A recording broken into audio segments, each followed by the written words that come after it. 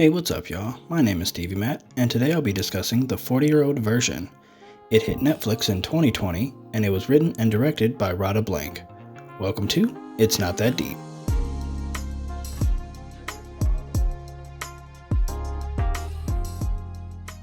Hello again. So, first off, you probably noticed some new changes, some new furniture. That's right, we're moving on up around here. I'm really excited. Me and my lower back both are really excited. This chair is so comfy. But yeah, I'm still in the process of making some upgrades, so this whole setup might be a little more temporary, but here we are. Super exciting. So we're talking about the 40-year-old version today, and just off rip, the first thing I want to discuss is how affirming it was to see this kind of movie. You know, it really hit on so many of the uncertainties and anxieties that I have as a Black writer and artist working in mediums like, film and TV that require such collaboration and, more importantly, funding. In the spirit of this movie's emotional honesty and vulnerability, I'll be honest for a second here. That's probably the reason I hesitate to work on turning these amazing and cool ideas that I have into scripts and show Bibles and whatnot, because I just feel like I'm writing things that the people with money are not so willing to throw it at without making tons of changes. And I am terrified of seeing my ideas put up on somebody's screen, just completely defangled and mutilated and not at all what I wanted to put out into the world. I know. I'm working through it. I promise you will see my name on that big screen one day, or small screen, either one. You'll see my name out there eventually. But yeah, this movie there were so many scenes in this movie that resonated on that note for me. But this movie is not just a meditation on the struggles of a Black artist unwilling, rightfully so, to compromise her vision. Where this movie truly shines is in its characters and relationships. Again, this is semi-autobiographical, about Radha Blank, starring Radha Blank, written and directed by Radha Blank, and yet the movie is very much about holding the character Radha accountable for her own growth. She is allowed so much room to be vulnerable and imperfect, sometimes awkward, sometimes emotionally unavailable, sometimes corny, but always someone who is just trying to do her best. She is not a superhero, strong and impenetrable, but just a regular person trying to make it. A regular-degular Black woman, handled by the narrative with tenderness and care as she navigates grief, uncertainty, and self-doubt, but also triumph. This really comes through in the relationship between her and Dee. When they first started eyeing each other, I was afraid it was going to become another story about a woman having her career derailed by a man, but it actually flips the script and she's the guarded one and he helps her work through those emotions she'd been avoiding for so long. So it also ends up being a rare example of an on-screen relationship that actually feels earned, organic, and authentic. They bond and find common ground not just over having both lost their mothers, but also as artists with vision and passion. We see how her raps reinvigorate him, and he affirms her on every level from her weight to her rhymes. But not her play, or whatever it's becoming, because it's bad. And that should be said. Tap dancing about gentrification with the Black couple being sidelined for the white girl gentrifier who takes the lead. Child. And poor Radha, she knew it had become garbage too. It just got away from her. But he did not hesitate to call her on it, and that's what he brings to the table, and still she remains guarded and distant, pulling away when they start to get too close. So yes, it's a movie about a woman. Yes, a male love interest comes into the picture, but no, his presence doesn't derail the entire narrative. Instead, it enriches it because it never loses focus on her. He affirms her on multiple levels artistically, even taking her to a women's underground rap battle. And yes, Queen of the Ring is a real thing, you can find them right here on YouTube, to further reinforce his belief that this is something she can do. He knows she loves it and that it inspires her, so he does what he can to keep that fire lit. And there's a really beautiful moment in particular where he gets her talking about her mother, something she's clearly been avoiding this entire film, understandably so, and made evident by the numerous voicemails her brother leaves her about her mother's belongings. Come on! What's the fucking deal?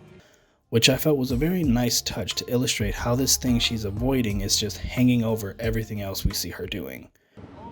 It's your brother, again. For real, Radha? You're not gonna call me back? That's fucked up, yo. But when she still has trouble articulating her feelings, he encourages her to freestyle about it instead, which gets her to finally start unpacking all the feelings she'd otherwise been struggling with. And structurally, it ties all the movie's threads together, tying her character's internal conflict with its broader themes of hip-hop as both a form of storytelling as well as expression, in a subtle, poignant, intimate moment between two people. I also wanted to discuss the whole poverty porn thing too. You know, it's brought up several times throughout the film, and in her first rap scene, it becomes very clear what exactly it is she's talking about when she says it, and essentially, she's talking about the way white producers of black productions push for the stories to lean heavily on the spectacle of black trauma, you know, capital B, capital T, TM. Jay Whitman's notes are that she shies away from darkness, meaning gentrification and racial conflict being central to the plot. And I got the impression that in her original play, how she originally intended it, it was simply going to be about this black couple's struggle to keep their grocery store afloat. Now that issue would likely be exacerbated by gentrification, certainly, but that's not its central focus, right? I felt like it was just going to be a simple slice of life story about this black couple. Things like gentrification, racism, etc. certainly play a role in even simple slice of life stories, because that's just life for black people in this silly little country of ours and beyond. But Jay Whitman didn't want that, right? He didn't want subtlety, he wanted spectacle. If you're gonna call it Harlem Ave, then you gotta give me Harlem Ave. Knowing good and goddamn well he ain't never even been in Harlem. Child, please. Because people like him cannot just take our stories for what they are, they need this huge spectacle of race and class conflict with themselves at the center of it, because they feel like them tolerating that character getting called out for it, you know, who is obviously a stand-in for themselves, then that leaves them feeling good about themselves. You know, they leave the theater feeling like they did their good activism for the day. Meanwhile, black audiences leave with nothing but reminders of our collective trauma. And yeah, she pokes some fun at the black producer who isn't offering the kind of funding that she really needed, and using the cause to justify it. But he's not really a target. He's not her real target, because he's not the real problem, right? You know, even she acknowledges in that first scene that black theater spaces are underfunded and under-resourced. So she gets it. She just also needs her rent paid. Now, the real problem was Jay Whitman's disgusting, sassy, pompous ass fluttering about, talking about did a black person even write this? And leaning in all close, because ooh, just no personal space, no sense of personal space, these people, I swear to God. He leaned so close and I was just like, oh, 5 feet, 6 feet, back up. And then talking about some Harriet Tubman musical, child, she had every reason to choke him out. He better not have pressed charges, I know that's right. And that was something else I really appreciated about this movie. You know, it treated its secondary and even its tertiary characters with the same amount of energy and care that it does its primary characters. So again, it kind of pokes fun at Forrest, but then he's also there at the end to sort of roll his eyes and scoff at this terrible ass play. You know, the white audience is eating it up. Her students, her brother, and her agent are all there to, you know, they're just happy to support her. But then Forrest is there with his little fan to remind you that no, this play really ain't shit.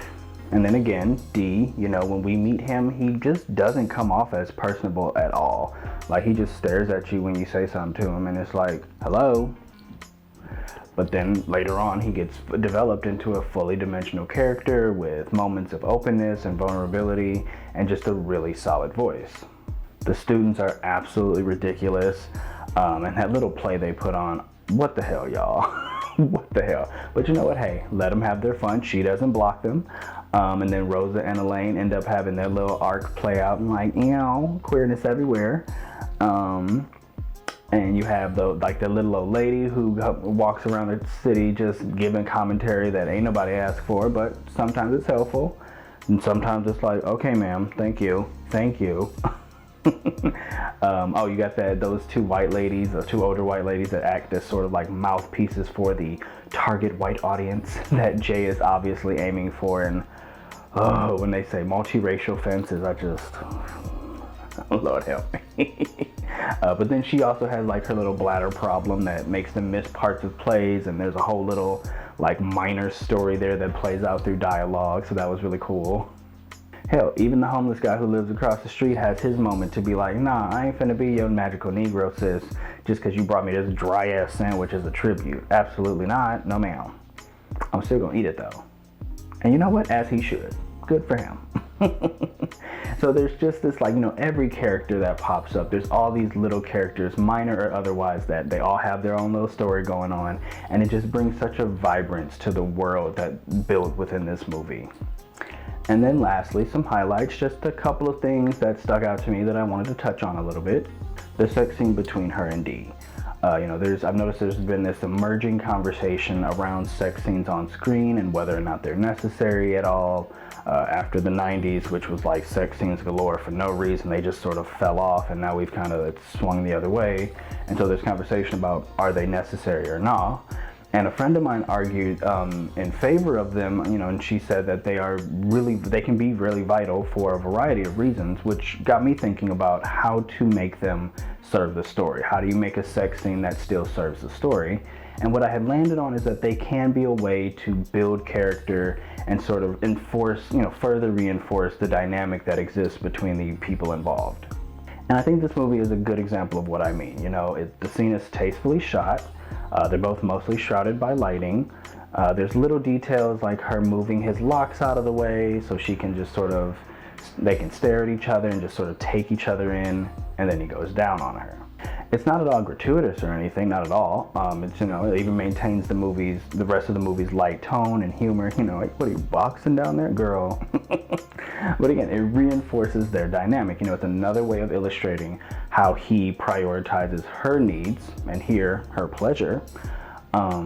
And again, what I meant by, her always remaining the focus of the story. He enriches her story rather than, derails it or dominates it or somehow becomes the center of it. No, she remains the focus. And all of this is accomplished and communicated through a simple yet intimate sex scene. And I do want to rant a bit about that fight that she has with Archie at the end. I won't go so far as to say that they long outgrew their friendship and should have cut each other off or anything like that. But the class and cultural differences between them definitely led to some wear and tear on their friendship that exploded to the surface in that fight. And I'm sorry, he was dead wrong for gaslighting her the way that he did. He knew damn well he pressured her from jump to work on that damn play, and he was disregarding everything that she was concerned about all the way through the process. And child, ain't nobody asked you to jiggle that old man's wrinkly ass balls. That was all your prerogative because you wanted her to work for him for your sake. And so you don't get to hold that against her later. Absolutely not. A lot of Archie's cattiness and the jokes that he makes through the movie gave me pause. I feel like I know exactly what kind of gay he is, and I don't think we would get along at all if we crossed paths in real life. But as a character in this movie, I appreciated that, them merely splitting professionally but remaining friends was probably the most mature resolution to the conflict between them. I really liked that ending. But, ooh, he pissed me off in that scene. I just love the way that the New York of color, if you will, is presented on screen and in media in general. There's just always this strong sense of community that's illustrated.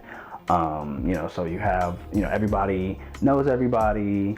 Everybody is a full-on character. Like I said before, that seems to be a very New York thing, from the person who runs the bodega to the homeless guy across the street to the little old lady walking around giving unprompted commentary on your life choices, whether you ask for it or not. So that is to say, everybody be up in everybody else's business. But that's just something that I know is a very solid and distinct use of setting and world building that just always creates this very vibrant community on screen or on the page or whatever. And that's all I got for you today. This was such a fantastic film that touches on so much with such subtlety and skill. And my favorite thing about it is that it does it all with a very light sense of humor. Not everything needs to be this deep, heavy, somber, meditative tone, And it works especially well in this movie because of her stance on pushing back against poverty porn, which trades in that exact kind of tone for a sense of false authenticity. If you know real black people, we don't take shit seriously. It don't matter how heavy it is, we gonna get these jokes off, damn it.